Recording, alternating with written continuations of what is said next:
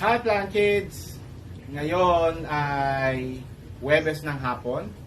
Kagagaling ko lang sa kasal. Tayo po ay nagninong sa kasal. Si Amir Jabarani at si Neri.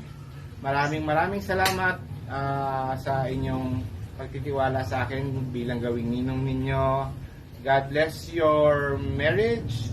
Yun nga, sayang kasi hindi ako makakapunta dun sa kasal nila sa Zamboanga. Pero nagpaano na sila dito, nagpakasal na rin sila dito sa court or sa isang judge. So kaya ako dito na lang ako naka-attend bilang ninong nila. No.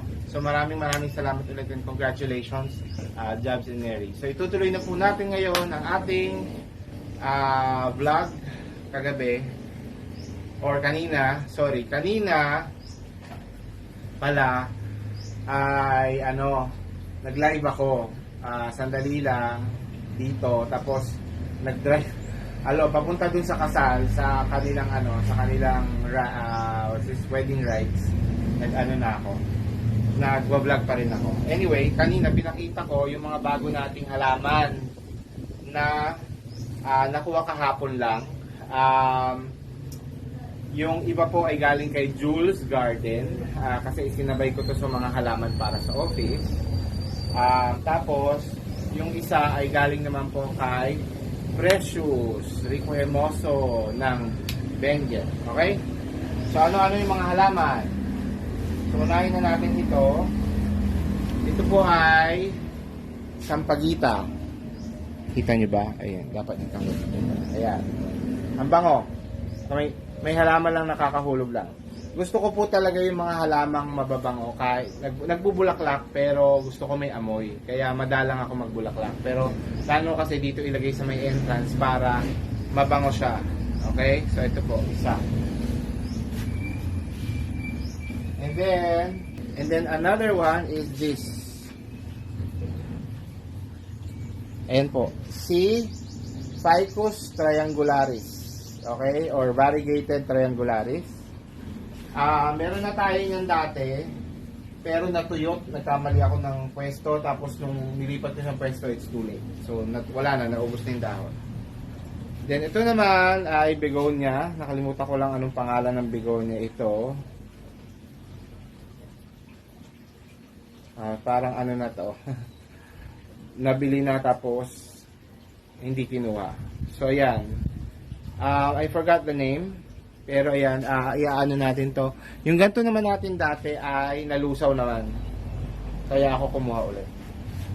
And then lastly, from Jules Garden is ito. Bagong philodendron. Yung tatlo kasi mga luma na except for the sampagita. Bago yun. Bagong philodendron, si Red Sun. Ngayon lang ako nagkaroon nito. Matagal ko nang gusto. Hopefully yan nga, mabuhay natin. Pero mukhang buhay na naman siya. No. And then, the only plant that I got from Precious ay ito. Golden barrel na medyo big size kasi laki ng mukha ko yan. Oh. So, bakit? Kasi ito yung matagal ko nang gusto to dahil meron nga akong paso na paglalagyan nito. Yung binigay sa akin ni Charles Pinamore, shout out. Thank you very much, Charles. Again, doon sa pasong yan. Ito, meron na, nagdumating na yung halaman na hinihingi ko. So, you might be wondering, ay, bakit nagsusunod-sunod na naman yung pagbili niya? Mura lang to. Katulad nung Golden Barrel, naka-sale siya, 500 lang natin siya nakuha. Ganyan nakalaki. Tapos, yung mga ibang halaman, tago 100 lang siya. Or less, 90 to 120 except for the red sun na nag 200. Yun. Tapos na po yung 3 month hiatus natin ng pagbili. So, paisa-isa lang, hindi na yung sobrang dami. Kung ano yung gusto. Kasi nag-aayos pa rin naman tayo dito sa garden natin. So, itutuloy nga natin yung pag-aayos sa susunod nating vlog. Papakita ko sa inyo. Pero ngayon, sa vlog na ito, tatapusin ko na itong vlog na ito sa pagpapat or pagre-repat nitong ating mga halaman na dumating. Okay? Dito na tayo. Ito is nasabi sa inyo na triangularis ko na natuyo. Ayun. Oh. Putol-putol na. Napuputol na yung mga saka. Walay, diba? May tumutubong mga bagong halaman dito. Hindi ko alam kung ano. So ngayon,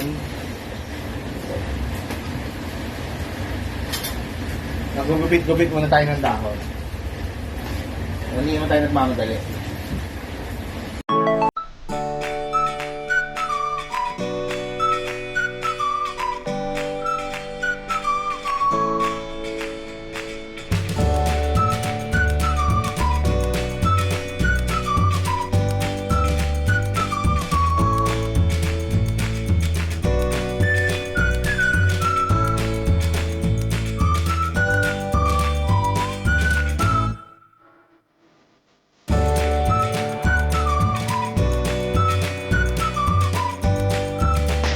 Ito nga po pala yung golden barrel. So, in-approve ko na lang muna siya. Hayaan ko lang siya munang ganyan. Walang dilig-dilig, walang kahit ano. Although may konti pang lupa, ang sakit kasi sana nasugatan actually ako. So, this ends our episode for today. I hope you liked it. Marami tayo pang siguro mga halaman na dadating, pero paunti-unti lang. Pero this is part of our how will you say it? Still part of our cleaning and organizing our gardens. Plant chores ko pa rin ito. So, I hope na susunod nating video ay kasama ko pa rin kayo. This is Plant Tatay Barry of Antipolo saying bye, Plant Kids!